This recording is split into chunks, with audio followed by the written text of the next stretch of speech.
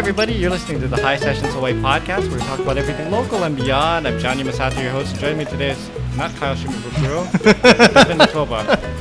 Kyle forgot it was a Monday, so he's not going to be here today. But we told him it was at a restaurant too, and he still couldn't remember. Well, you would think that kind of stuff would be automatically. Yeah, it's okay. But it's all right. It's all right. We're here. I'll introduce our guest in a second. Before we begin, let me remind our listeners of all the ways they can stay in touch with the show. There is Facebook, Instagram, and Twitter, all at Hisessions. Of course, you can go to SoundCloud, YouTube, or Apple Podcasts to listen to the podcast. And, of course, you can email us at hisessions@yahoo.com. If you'd like to help the show get more music on the channel, you can go to patreon.com and donate. There you'll be more involved with the show and help determine who and what is filmed. I'd like to thank Julie from Honolulu, who is our newest Patreon. Oh, awesome. Julie, thank you. Thank you so much for signing up. And at the perfect time, because she gets a 2022 custom Hisessions shirt. Score. And then next month she'll get the 2023 wow. Hisessions custom shirt. So we have a new shirt every year that we put out. I'd like to thank our sponsors, Kupukupu Landscaping, Landscape Architects. You can call Kevin Yokomura, 808-722-8685 for a free estimate, or go to kupukupulandscaping.com. Of course, Fort Ruger Market. We're not at Fort Ruger Market, but we'd like to thank them for all their support over the year. And, of course, you can find Devon, Kumu, 94.7. You can find Kyle at highlifeclothing.com. You can go to Team Yamasato to find me. All right. So introducing our guest today, Jon Matsubara is the head chef at Feast. He's the owner. An owner, yes. All right. Local eatery in Honolulu and home of the original Hawaii-style lobster roll. Yep. And I was thinking on my drive here, there's, like when you think of gigantic innovations and inventions, you think of like the wheel or penicillin. I would add the Hawaii-style lobster roll to that list of innovations. And because I've had this thing, and it is one of the great. I'm not a lobster guy. No, you're not. I don't even like. I will take crab over lobster any day of the week. But when it comes to the lobster roll, there's nothing better, I think, than the lobster roll. So, thank you. I'm sure you agree. Well, it was. It's supposed to be a special, I mean, it was created during a very tricky period. So this happened during COVID, when restaurants were closing, and people were losing their jobs, and inflation was going up, and so who would want to spend all this money on an expensive lunch item? Everyone was going down, and my wife's like, "You got to make a lobster roll." And I said, wow. "What? That goes against everything I've ever learned in this industry." Right. But as fate would have it, because all the restaurants were closing and the industry was shutting down, people were trying to move the lobster because they had it in inventory, so they were getting really good deals. So I scooped up the entire lot. I created this lobster roll, and the thing went viral. I've never seen anything go viral in my 30 years of cooking. I've never worked at a restaurant where we sold over 300 of one item. So we sold, it came down to when we were really busy, we sold one per minute. What? We'd have to open up half an hour before, line up everything. We'd do 30 lobster rolls at a time. 30, every 15 minutes. And so we were doing one per minute. It was crazy. But that just goes to show you, what do I know? I work in this industry for 20, 30 years. My wife tells me, you got to do this lobster roll. I go, why would people want to spend so much money on something during this time of this period? And that's the beauty of it. You never know. Do you think it's because everyone was locked down, right?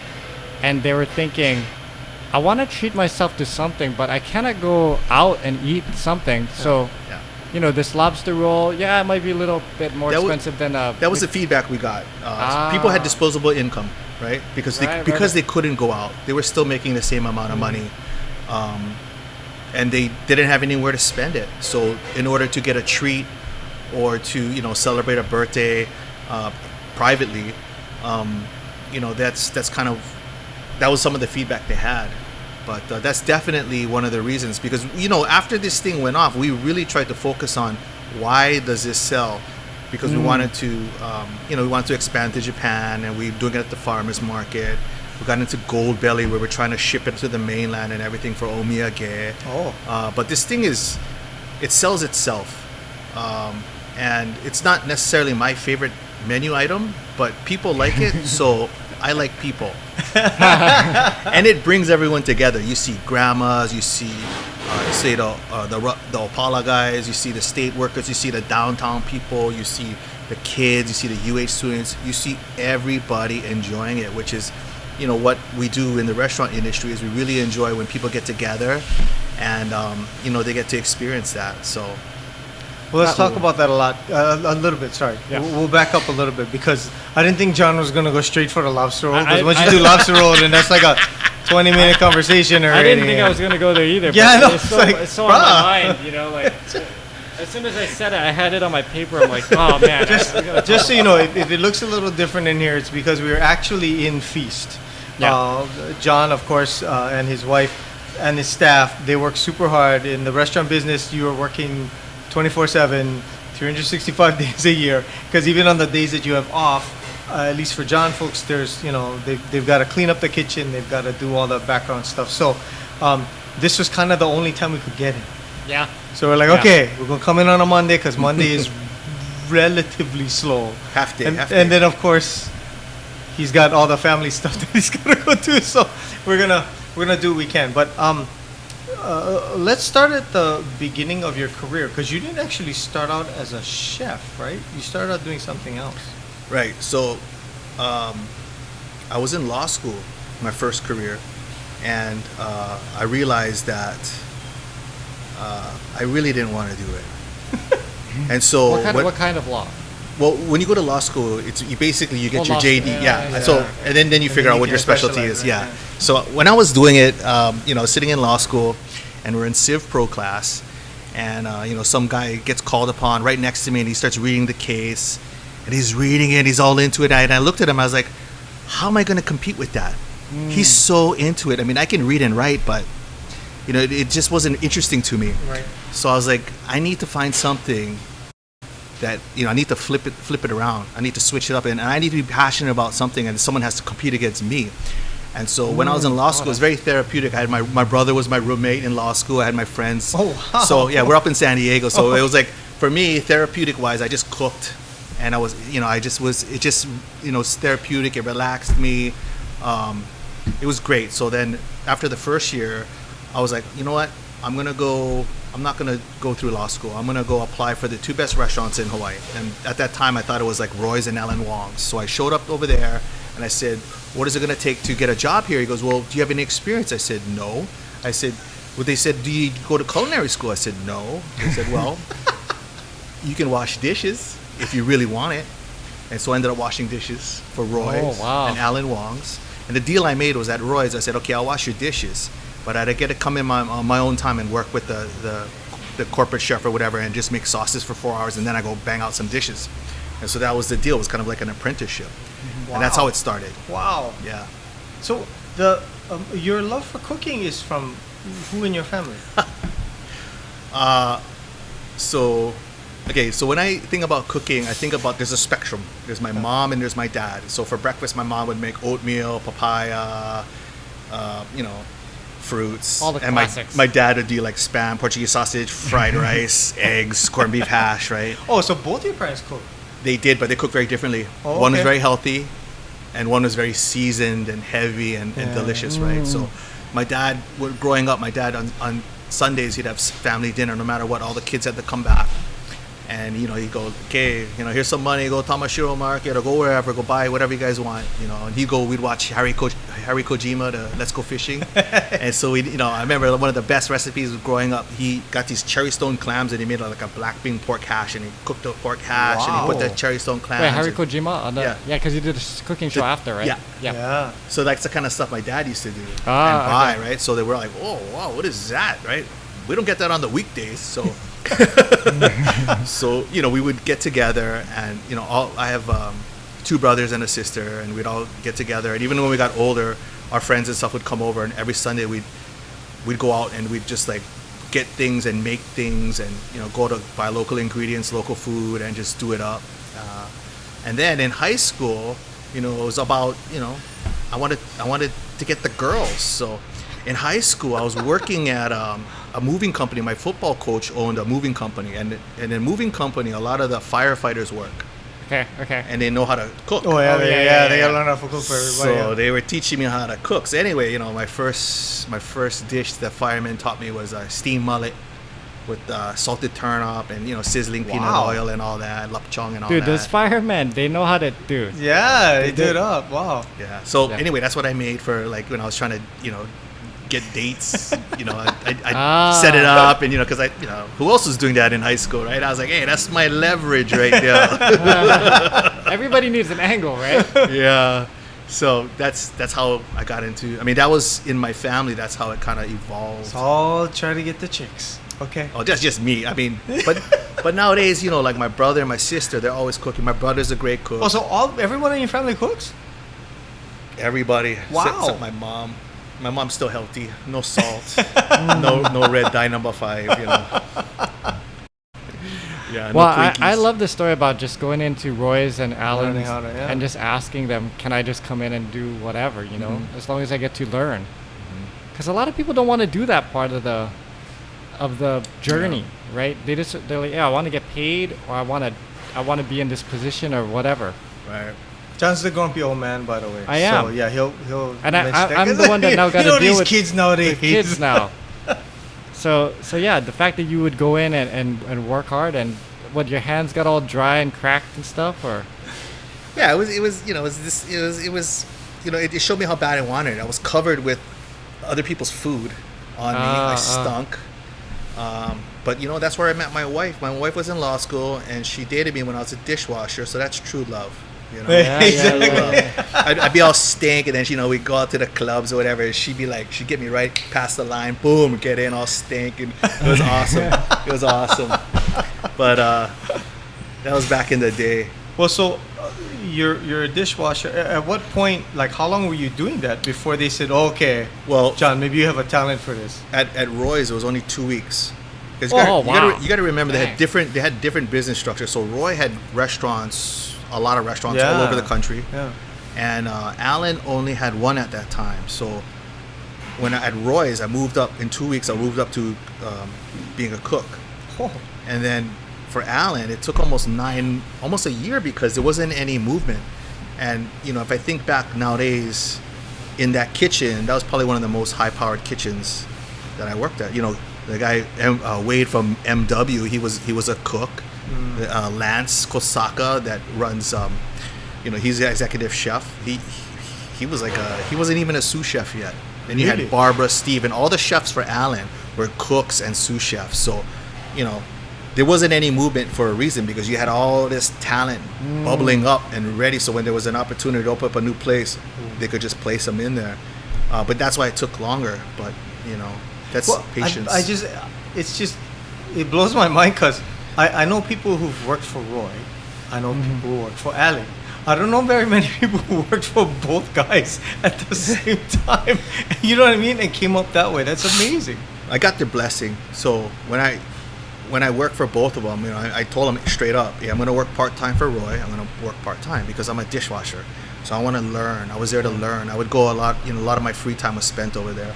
And so they knew that I was serious, and I wasn't, you know, I wasn't playing around. So they really took the time to mentor me. Even to this day, Roy and Allen, every time I ask them about business or anything, they're you know, they really take the time to listen to me. I can call them up and just talk to them, and, you know, Well, it's that was great. my next question. I was thinking is, during that experience, how do you learn about the business side of running a restaurant? Because that's an important side, and probably just as difficult as learning to cook. It's right? even more difficult. So cooking is the easy part. Cooking is the easy part. And the one thing they don't teach you in culinary school, or very few restaurants teach you the business side of it. You know, luckily Alan would always have a monthly meeting, and he would go over like the P&L, and he would go, you know, what our you know, what food cost was, what labor cost was, Interesting. what our expenses were. So like every month there'd be the table of all the dishes and glasses that were broken, but I mean not the broken ones, but the whole ones. And this is what was damaged. You know, this is like $2,500 worth. So we know where it came from. We knew what was ruined. We knew what our food cost was. We knew what our profit margin should be.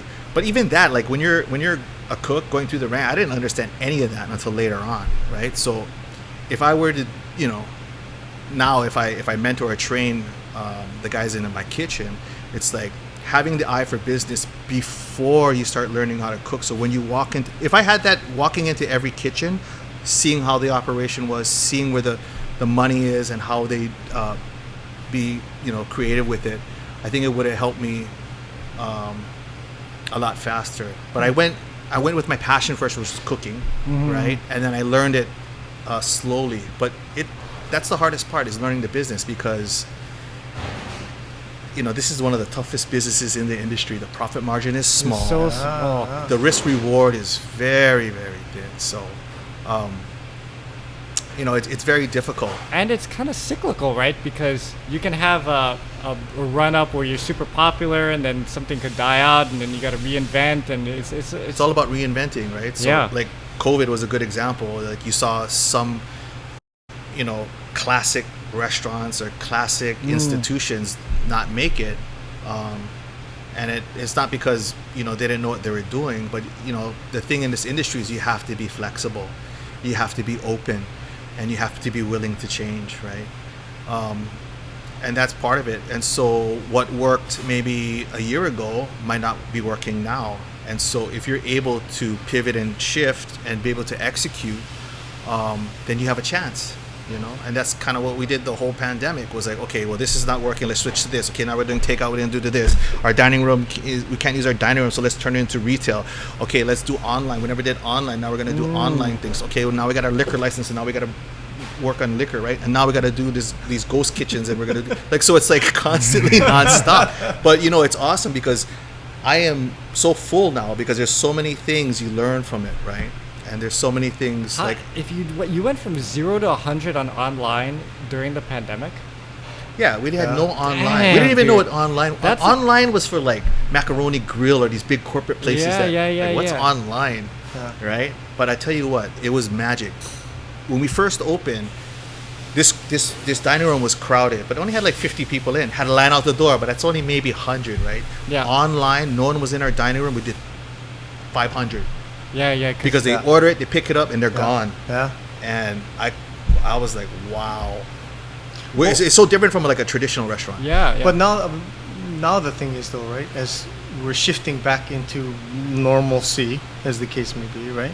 So as a restaurateur who had a thriving dine-in thing, how do you manage those two? I mean, obviously now you're kind of not doing right, but the whole reason you sort of start a restaurant is people taste your food, but people won't sit down and enjoy the ambiance and all that kind of stuff.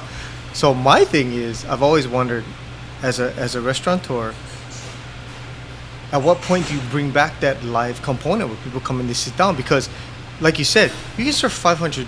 You can do 500 covers doing takeout, right? And if you let people in now, does that mean you have to do less takeout, or do you try to balance those two things, or It's all about balance. So what I learned is you got to create different streams of revenue. Okay. So one stream of revenue is takeout. The other stream is catering. The other thing is online. The other thing is to-go or retail. And then we have farmers market, right? Oh, that's right, and so we have these different streams of revenue that we try to focus on. Sorry, John, just a reminder about the table. What was that? The table. Oh, sorry. Your ring is hitting the table. Everybody does it. Don't worry. Yeah. And then I think for us, because, well, first and foremost, now it's even harder than the pandemic, right? Because now staffing is even shorter. Now there's inflation. Now you can't get product. Before, people couldn't get rid of. I mean, there's so much lobster, people didn't know what to do with it. Now it's like it's a shortage, right? So now it's even harder. It is harder now. I wouldn't be surprised if more places went out of business now than they did in the pandemic. Really? Yes, I would not. When we went, like, Ruger, man, the poke bowls went up so much just because of the cost of the fish. Yeah. It's $26 for a poke bowl. a poke bowl. Poke bowl 26. Depending on what you get. Depending on what you get, say. Yeah. I can, usually it's like 18 or it's still around 20. Mm. Yeah. But I remember when Poke Bowls were like $6. It wasn't that long ago, you know? Yeah. Yeah, it's Yeah. crazy. So for us, I think because it's a different time and it's because it's a little more risky, you know, my thought is introducing it slowly. So on Fridays and Saturdays, I would do this counter right here. I'll do it like a chef's counter, and and instead of doing like servers or whatever, you know, my sous chef and I would serve it ourselves. Like, you know, hey, it would be a different experience. So this stream of revenue would be like, okay, you have the owner talking, story with you, giving the wine he's selected, serving the food he's selecting, one seating or two seatings once or twice a week. And so it's a completely different experience, I think, that anything else is offered out there, because there's a lot of volume restaurants, or there's not as much interaction with the, you know, people that want to know about what the food, where it comes from, how it was made, and all this kind of thing. So that's I'm going to slowly integrate that in, and then if I see potential in that, then we'll start slowly doing, I think, family style. The original business model for this was to have counter service, where you just, you know, you can buy wine, you can buy the food, and then, you know, when you get your little buzzer ring, you pick it up and you can take it down and you kind of do yourself. And this would eliminate, like, these are the problems in every restaurant, right? They have large overhead, they have large labor, right? They depend on all these things. But if you can eliminate that and come in at a price point where people can afford and they can enjoy that experience, then, you know, it's an opportunity. I remember I had a very close friend who opened a restaurant that didn't make it, but he was telling me, you know, those plastic spoons, those are, you know, so many cents, but he's like, you add it up throughout the day, it adds up, everything adds up, the napkins add up, the spoons add up, you know, all those kind of things. So It's true. yeah. And especially now, because there's laws, right? So now you can't use the cheap plastic spoons. Oh, now you right, got to buy right. the eco-friendly ones, which are 3 times the amount. So do you transfer that to the customer? The customers are complaining, why is it so expensive? You know? I don't know. Wow. I mean, that box the bento box that it comes in is not a cheap bento box, man. you know, before, like, those styrofoam things were maybe like 5 cents or whatever. Now you buy the eco-friendly one and it's like almost 50 cents, right? That's you're talking triple the price. And the thing starts to melt as soon as you put the food in there. You Yeah. put hot food in, and Well, it don't all get me starts to started go- on that, because we had Ray on, and he's the plastic guy. So we had this guy his whole life is dedicated to removing plastic out of the ocean and stuff like that. And he was talking about how all these like eco-friendly plastics, they're not eco-friendly. No, they're not. Yeah. So we're doing this whole rigmarole of like changing laws and stuff, and it's not even doing anything. Okay, this is what kills me. You know the recycle bin? Yes. Yeah. Yes. You know where it goes, right? It goes right in the trash. Right. Because it costs more to have someone Well, sort it well, out. that, and if you So ever, what's the point? So But it's a law. It's a Yeah, law. yeah. What's the point? Yeah, it's crazy. They came down one day, and it was for my daughter. My daughter was in this like eco class or something at elementary school. So they're like, oh, we're gonna come down and show you guys how to recycle. And you know how hard it is to recycle a plastic bottle? Because you have to look at every piece, and every piece of plastic It's is a different, and code. you can only throw certain ones in and they're like, oh, if you throw the wrong one in the bin, they just throw it in the trash, like because they're not gonna sort it. Right. Yeah, Anyway. it costs money, that's why. Yeah. Don't get me started. To on get that. him started. Yeah. I'm still waiting for in 2006, 5. I don't know. It was like that. I participated in a UH business plan contest, and I remember sitting there at the we didn't win, but I remember sitting there at the final, and there was this guy from UH, the scientist, who had invented bacteria that eats plastic Yeah. and poops out oil. Yeah. And I was like, awesome. Where is it? Yeah, where is this thing? Like, come on, we gotta get snapping on this, you know? Nah. But yeah, who knows? Who knows what? Okay, so anyway, Yeah, back to the restaurant part of things. yeah. So you were working at Roy's and at Allen's for how long before you did you move on to different restaurants? No. and So stuff I like that? when I was at I worked at Roy's, became a cook, and then I waited for almost a year to get into Allen's as a cook. Once I became a cook at Allen's, I focused on Allen's. So I left my part-time at Okay. Roy's and went to Allen's, and I was there for about 3 years. I worked every station. He had a program called Next Generation Dinners, NGDs, which if you work a station, like say you work saute and you have enough specials where you can create your own menu and it was approved by him, then the restaurant would feature and market you once a month for an NGD. So once I did a few of those, I was like, I need to go somewhere else. And nothing in Hawaii looked that I mean, to me, Alan's like one of the greatest teachers. You know, he was able to teach and communicate you know, a lot. So that's what I was looking for. So I chose the greatest food city in the world, which was New York City at that time. So I packed up everything and left. And I went to school for a 6-month program called French Culinary Institute. So I packed up everything and dug out, which is like jumping off a cliff. So yeah, no, I can only imagine, man. Yeah. And your wife was cool with all of this? She came with me. Wow. She's crazy too. She, you know, I gotta give his wife credit, man. Jamie is just, she's like a force of nature. But there's such an amazing team because she just, I don't know, she like instinctively knows what the two of you need to get done.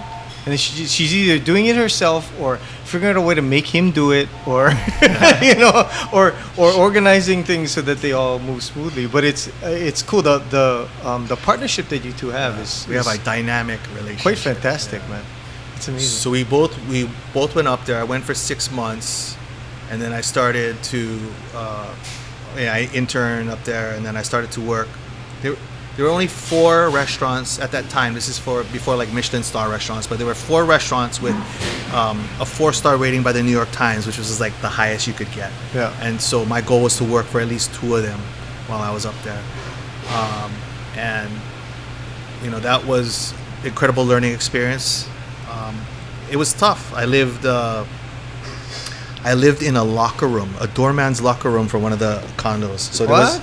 So on 55th Street, 55th and Lex, there was a condo apartment building, and one of my relatives who was a flight attendant had this little, I don't know, room kind of, but it was in the locker room for the doorman, and so it was like, you know, about the size, I don't know, of a bathroom. And so they had no windows. There was a little refrigerator, you know, one of those little refrigerators. Mm-hmm. And if I had to use the bathroom or take a shower, I had to go into the locker room for the doorman. And so I stayed there while I was learning. And you know, it just made you appreciate everything. And then my days off, I would stage, what they call stage or shadow, in the greatest restaurants in the city, or donate my time to go learn about the cheese or go to Chinatown. So I knew that every moment I had up there, I had to do something. I wasn't going to take a day off because I knew once I left there, I wasn't going to come back. And I knew I didn't, after like a year or two, I was like, I can't raise my kids here because it was so harsh. The winters, the subways, just the life. I didn't want my children. Plus, you're living in 55 square feet. Yeah, you know? that was for about a year or two, and then Jamie came down, and then you know, she got her law degree down here, passed the bar in Hawaii. She went up to New York and she passed the bar up there. Then she got a job being an attorney on Wall Street. Okay. So like, you know, I moved on up to like a regular apartment. You know, like we got a regular apartment, and you know, we went from there. But it was very interesting experience. You know, something that I remember to this day. You know. So. You know, there are YouTube channels of guys who just go around New York and they interview people who live in these like tiny apartments. It's super interesting. Yeah. How small and how little people can live without. Yeah. Well, if you're working all the time, you don't. Yeah, you're never home. You're just changing clothes or washing or whatever. And so you think about Hawaii. You know, people talk about housing and cost, and you know, now if you look at New York or some of these other cities, it can get really high. And people can live in really small places. Like it can get kind of crazy, you know. So, yeah. I wouldn't recommend it. yeah. No, I'm not saying it's the funnest thing, but people. But that drive that you had to learn as much as you did. Mm-hmm. I don't know where that comes from because you know what I mean? Like there's there's these people who decide they want to be a chef, and so they go culinary school, or, they go KCC or whatever. And you took a completely different route. Yeah. Right. And here you are. You own your own restaurant. All of that stuff. So, I have so many questions. So, where does the drive come from? where does the drive come from? What is that thing that's making you say, you know what, I'm gonna learn all this crap and then I'll go and put them into motion? You know what I'm saying? Plus, then you decided to come back home. Yeah. Well, I think the drive came from fear, because I know. Good motivator. Once I left law school, well, first of all, my dad's an attorney, my brother's an attorney, my wife's an attorney, my uncles are attorneys, so I know where to find an attorney if I need one. But I think, I think I put on the pressure. When I was younger, I think I had expectations of myself as far as what I'm supposed to be or what I'm supposed to do. And because I didn't know what I wanted to do, I just I don't know what I want to do, so let me just go to law school, right? And then I realized, I don't want to go to law school. So how long is this going to continue? So I think the fear of me not being able to start what I finish really drove me to say, hey, you know what do you really want? And it really made me dig deep inside myself and say, hey, you know what? I need to stop. For me, it was I was wasting time and money. And I know how my father is. He's all samurai Japanese. So I was I had to get my shit together. Right.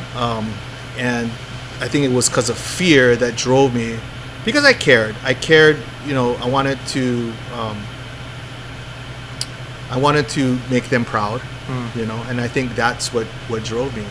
Years later, I realized that, I don't want to do that to my children. I don't want to create that type of fear. Right. And so, for me, that was a learning experience. But now, if I have my children or my daughters, it's hey, you know what? I have expectations of you, but I want you to be a good person. That's the most important to me, is that you're a good person. I want you to know that, right? And two, I love them. And then if you whatever you want to do, I'll support that, right?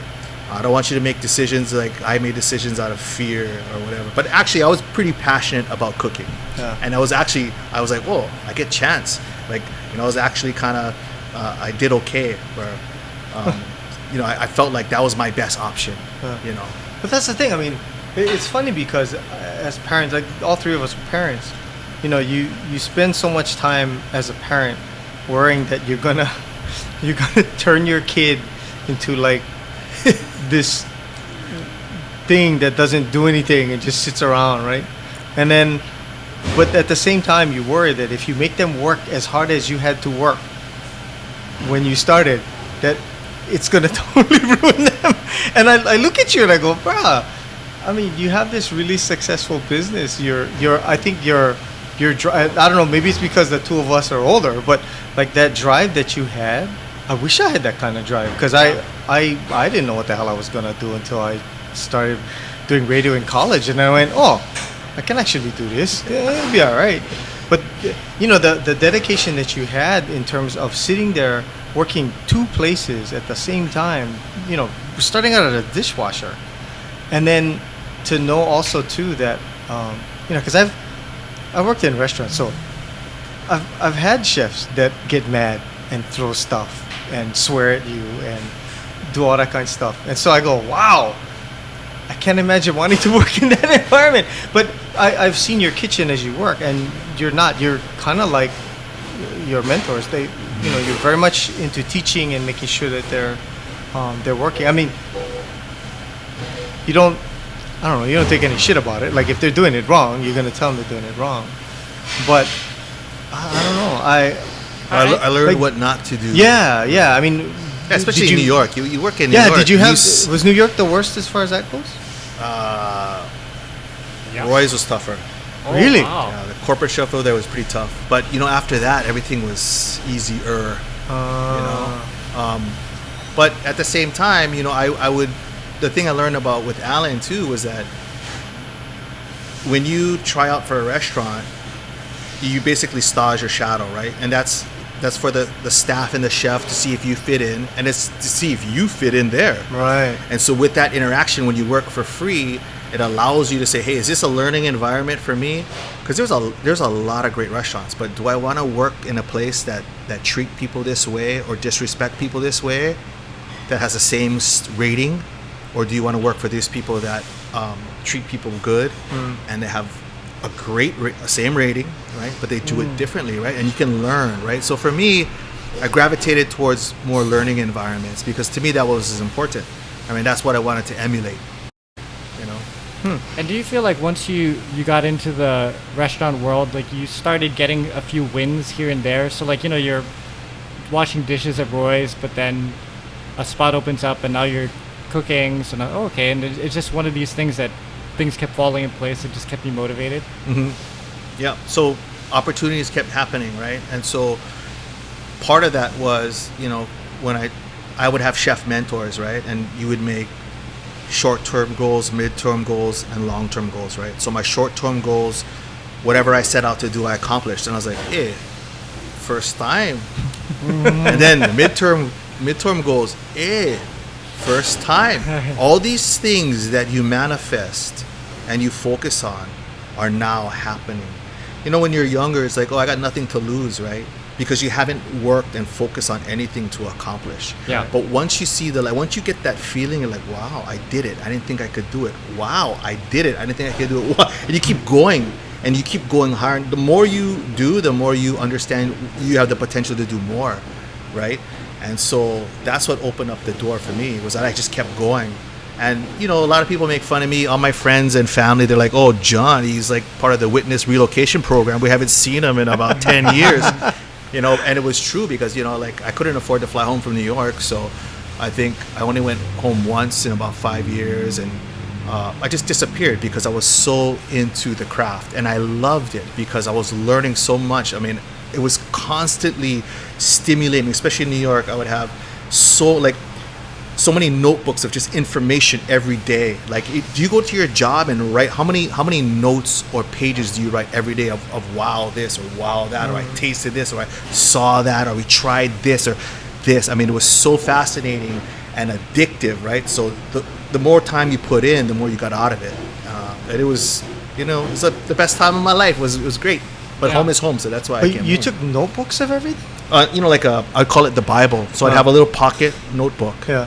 And every restaurant I had, I'd write down recipes, things I saw, things I did. Because no matter, like, this is before cameras. This is before phone cameras. Yeah, of course. So everywhere I went, I had to write it down. And on the subway ride home, I would reflect and regurgitate. Because things are happening so fast, you just jot down shorthand notes or whatever, right? And then after that, you process it and you write it down. So it'll be remembered forever versus then lost, right? Because you're spending all that time and sacrificing. It's like, and that's the thing about being a dishwasher too. If I'm gonna suffer, I want something out of it, right? So to me, you know, they say in all the ancient cultures about suffering, right? Not like suffering, but suffering, right? You suffer, and then, you know, you reach the promised land after suffering, right? So all this suffering was I needed something out of it. And so whatever, all the knowledge and experience I could get from that was worth it, you know? Wow. So would you have any advice for somebody that's like a home cook or somebody who says, you know what, maybe I want to be a chef? Would you recommend going your route where you just, you know, you put yourself out there and say, I'm going to work? Or would you recommend going to a culinary school? I'd recommend you cooking as a hobby. Because right now, restaurants are not a good business. Restaurants used to be a good business, but now you don't know because like that pandemic happened, right? So it can happen again. Yeah. Right. The margins are so small. Like there's other things you can do to have a gratifying life, and if you cook on the weekends and it's a hobby, you can fulfill that. But if you really, really want it, come call me. I'll help you get there. But you know, it's if you really, really want it. Like I was thinking about when you're talking about your story about with Pure Heart when we started. You know, you start because you're just super passionate about it, right? But then, you know, people call you for gigs and you're like, oh, okay, we'll do that gig. And then you do that gig, and then next thing you know, you're doing another gig, and then next thing you know, they're calling you to be on TV, and then and you're not realizing it, but you're kind of just stepping up this ladder. But it's just because everything that comes to you, you just okay, you know, and the passion plus the drive to just go and do it is. Yeah, you're open. Yeah, So- you're just open to whatever, right? Yeah, because it's like it's fun, so it doesn't feel like work. Mm-hmm. You know, like my wife, it feels like work to her. Me, I'm like, come on, let's go. 4 a.m, let's go to the farmer's market. She's like, and she, you know, of course she goes, but like she tells me how amazed it is that I don't even think twice. Like I already know what I want to do, and I know what it you know, it makes me happy. Even like the farmer's market, it's just, you know, being part of the community and just being out of the kitchen and doing the thing and being with the people in the community and stuff. I mean, that's all you need, right? Yeah. That's all you. I mean, for me, that's fulfilling. Let me ask you, because we asked Roy this, I got a very interesting answer. What is your favorite food? Like, what do you like to eat? My favorite food? Yeah. Oh wow. I like really ethnic things. Oh, you're really okay. So you have a Yeah. Like of any cultures, or you know? Yeah, any culture. So like yesterday, and I got gout, so I gotta watch out. But we were at I forgot what the place, this Filipino place. They had like they had tripe, they had pig's feet, they had oxtails, they had all this stuff, and I was like, they had the dinaguan. I was like, I was gonna buy everything, and then my wife said, well, just get it, you know. And I'm like, I said, I gotta get out of here. I gotta get out because I know, you know, my body's gonna thank me later. I like a lot of I like ingredients that are hard to cook, right? Because anybody can cook a filet mignon or a lobster, right? But if you cook tripe really well, or you cook pig's feet very well, or if you take beef cheeks very well. Do you do pig's feet soup for New Year's? No, we do ozoni. Ozone. Oh yeah, okay. You know ozone. Yeah. But I mean, I love pig's feet. I really like Okinawan, like nakami soup. Oh yeah. It's like clam. Oh, Yeah. I mean, I love all that stuff, and I love a good braised shank. I like slow cooked meats, roasts, lechon. I like anything. Wow, Yeah. yeah. That's all the stuff Devon likes too. Yeah. Except for the dinaguan. I can't Yeah, roll. yeah, I can't roll with the dinaguan. I'm like, no. Because when my daughter was taking dance classes, it was in Waipahu Yeah. at the YMCA. So you're nearby. Yeah, so the parents and I Elmo's. would we'd walk down to the little farmer's market thing, and oh my goodness, like the food in those places was really good, but wow, there's the smells and the people. Yeah, it was an interesting experience. Yeah. But that's the best places to get some of that food. So Yeah. Oh, that's cool. So as far as Feast goes, when did you decide the move was gonna be here to Mano? God, this is another journey. So it took me almost 10 years to get my own place. I had investors, I had opportunities. It's just for whatever reason, it never worked out with the lease, the spacing, whatever.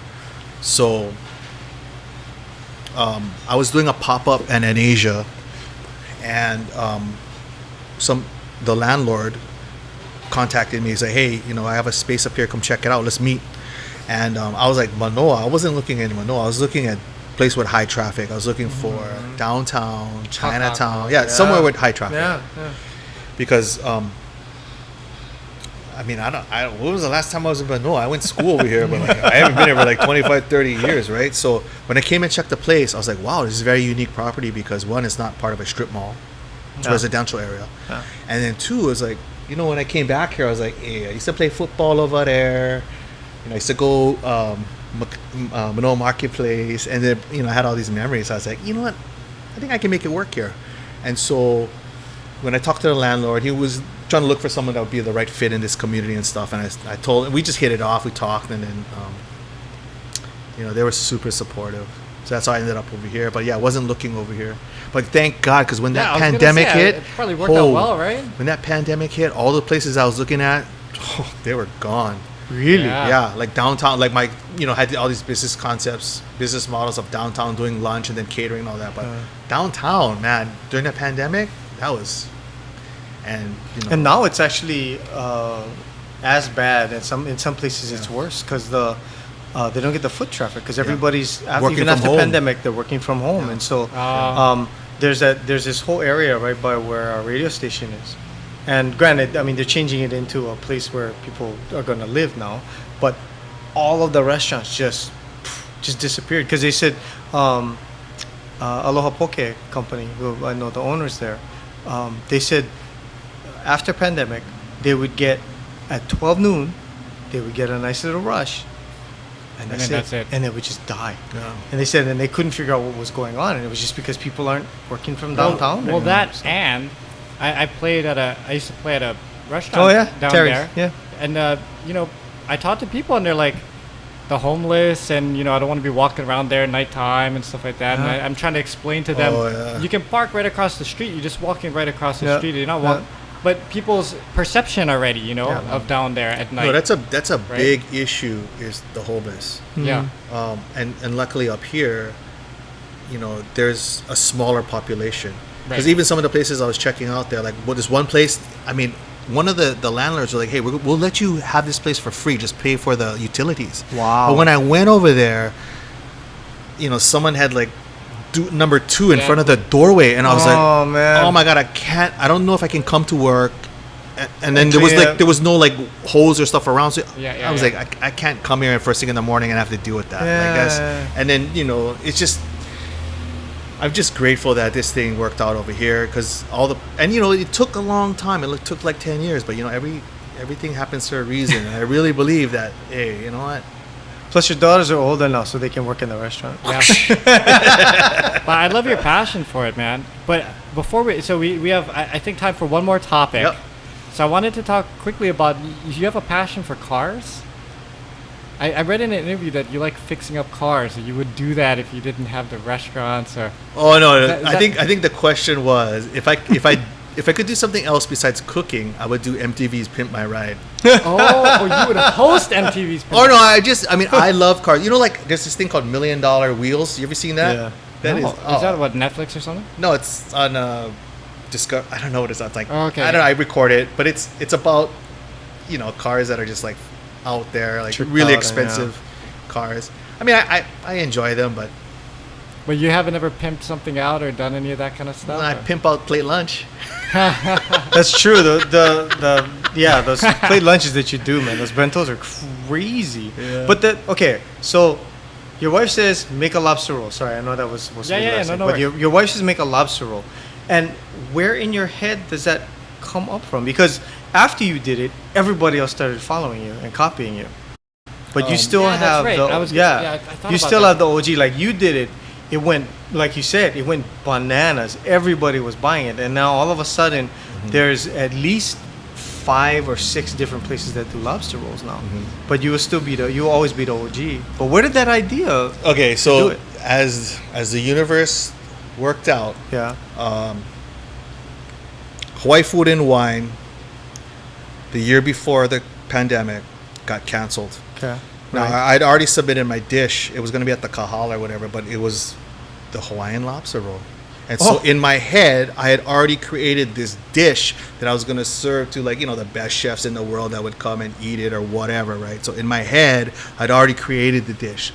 So when my wife's like, you got to make a lobster roll. And I was like, and, she kept telling me that. And I was like, you know what? Okay, I'm going to show you. I'm going to make this, and we're going to, we're not going to sell any because it's so expensive and blah, blah, blah. And the opposite happened. And like I said, like, I don't care how long you work in the industry, or you just got to be open, because it went against everything I learned. Every single thing I learned about business, about cooking, about this industry. And what do I know, right? Like, Well, okay, so for someone who hasn't had the good fortune like John and I to try this thing, can you describe it, like how you make this? You don't have to give the recipe, but Yeah, you don't have to give recipes, but Okay, I mean, because okay. there's specific stuff that's very different to yours. okay, so first of all, we get this beautiful lobster meat, and it's cooked perfectly, right? It's chilled, so we put we mix it up with this thing called umami sauce. Yeah. And that is the secret sauce, because nobody knows what's in it. and nobody can tell what's in it. Yeah. But that's what makes the difference. And we don't put a lot, so it just coats it, and it gives that umami flavor. So we take the lobster, we coat it in this umami sauce, and then we take a Hawaiian sweet roll, Yes. and it's that's- nice and soft, and when we butter it up, and we toast it on a flat top. And I teach the guys how to toast it so it doesn't stick, so you have to kind of shake it back and forth, and it crisps up. And when that butter crisps up, it browns, and when it's brown, it has that nutty aroma. So you have that nutty aroma, that crust on that sweet bread on both sides, and then you put a little bit more umami sauce on the bottom, put the lobster meat all inside, and you fluff it up really nice. And then give it total a food porn. then you get a butter bath. You guys ever had a butter bath? I've never had We a take butter bath. clarified butter and we give it a bath, and we pour it up and down, side to side, up that lobster roll, making sure that every morsel is covered with butter. And then we top it off with a fresh Meyer lemon that Shinsato Farms gives us, and we put on a little piece of fresh dill, and we serve it with these piping hot, crispy. Yeah, those fries are magical. Dude. Those I don't fries, know what yeah. the hell you guys do to those things, but Yeah. We put a little crackish on it. Spill some crack. bruh. Crack fries. Devin's gonna play this every night before he goes to bed. But that's what you hope for, right? Is that the chef that's serving you your food, when you ask him to describe it, makes it sound like the most amazing experience ever. Yeah, man. So- You need your own show. We gotta get the Jon Matsubara show. I know. That was cool. All right, okay. Last question. We're technically a music channel, so we ask this of all of our guests. It's an off-the-cuff question, so just whatever comes to your mind. If you were stranded on a desert island for the rest of eternity, could only take 3 albums with you to listen to, or you can name 3 artists, maybe the collection of albums, for the rest of time. That's all you could take with you. What 3 artists' albums would you take? One would have to be Bob Marley. Oh, All okay. right. John's happy. That was one of my choices as well. Led Zeppelin. Oh, nice. Oh. Now that's Devin's. Oh. That goes in the- And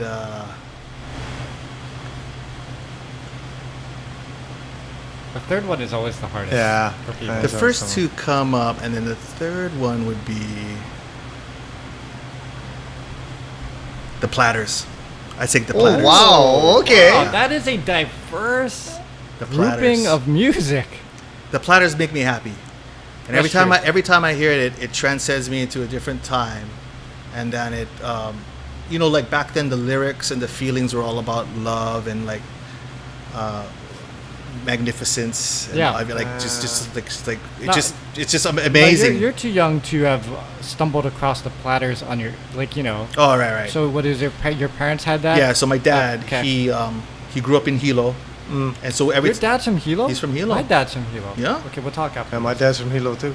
oh yeah. Oh, everybody might know each other here. So every time I went to my grandpa's house, he had an 8-track, yeah. and he never took out the Platters, and so every time we'd be cruising around, only you, I would hear all this, Yeah, but all of them, the Magic Touch, all that stuff, it just brings back memories, all cool. that stuff. I That's like cool. that. I like that. Yeah. Well, John, thank you so much for being on Thank the you. podcast. We really appreciate it. This is great stories, and Yeah. everyone, you have to have a lobster roll Yes. in your life. Yes. Like, if you come to Hawaii, just get a lobster roll. That's your trip right there. And the cool thing is, you can jump online. They make it super easy for you because you can Yeah. pick the time that you come in to pick it up. You can pay everything online. You just walk in, they go, here you go, and you just take off with it. It's great. Yeah, yeah. Thank you again. Thank you. Thanks, John. We'll see you guys all next week, and aloha.